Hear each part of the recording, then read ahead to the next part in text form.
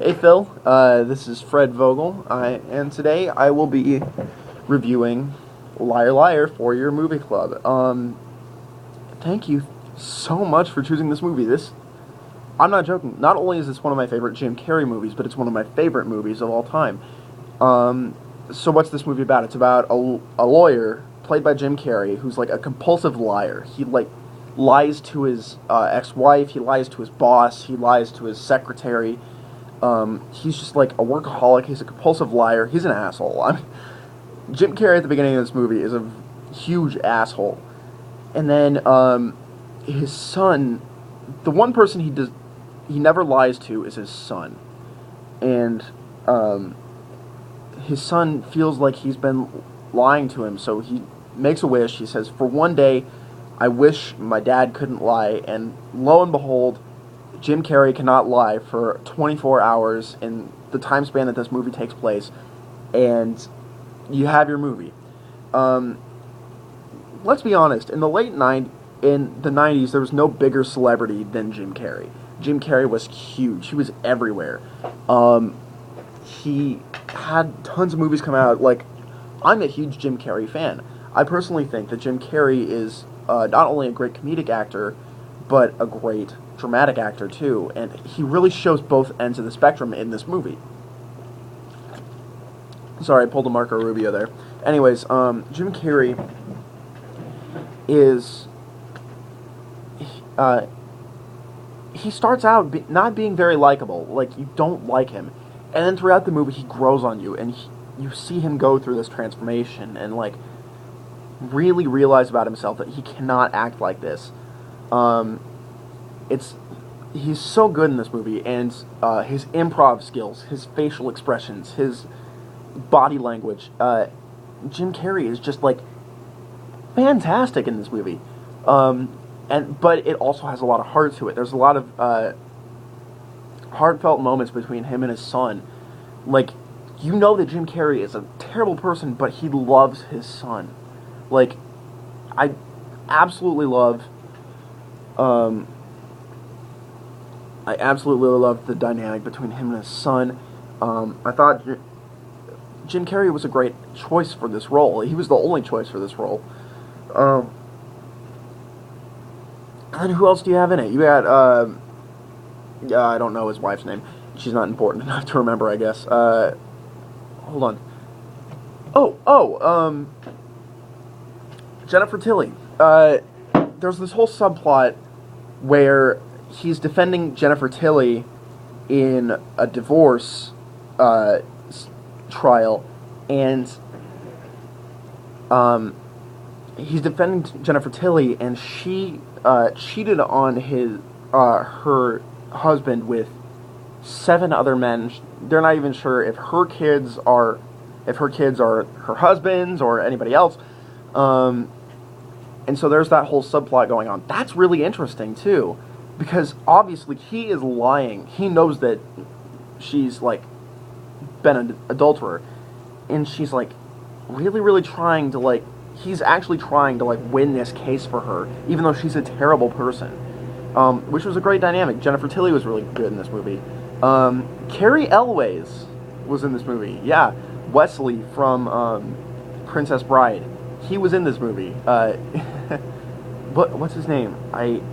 God, I don't remember. But I should know this. It's one of my favorite movies. But Jerry. There we go. Jerry. He is just like the whitest, like straight-laced, biggest like goofball ever. He's like, "Oh, look at yourself. It's the Claw." Like, it's so. You can't even recognize him. He's so funny.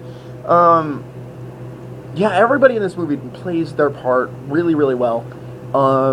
Jim Carrey, again, what can I say about this guy? He's one of my favorite actors. I wish he would do more stuff. I like that he's gravitating towards, like, supporting roles now. Like, he's going to be in Kick-Ass 2 and The Incredible Wonderstone and stuff like that. And he's just a really good actor, and I don't think people realize that all the time. My favorite moment in this movie has to be when he goes into this partners meeting.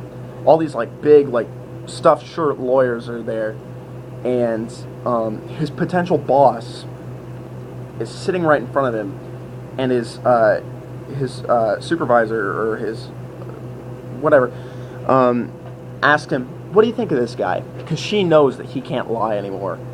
And so he calls him out, and everybody in the room starts laughing, and he starts roasting everybody in the room, but they don't know that he actually thinks that about them. I really thought that was so funny. It was just a really, really well done comedy. This movie currently has an 81% and a certified fresh rating on Rotten Tomatoes. It absolutely deserves it. It's a very underrated movie. A lot of people just look at it and go, "Oh, just another Jim Carrey movie." No. Watch Liar Liar. You will not regret it. You will thank me later. I can't help it. It's just such a good movie.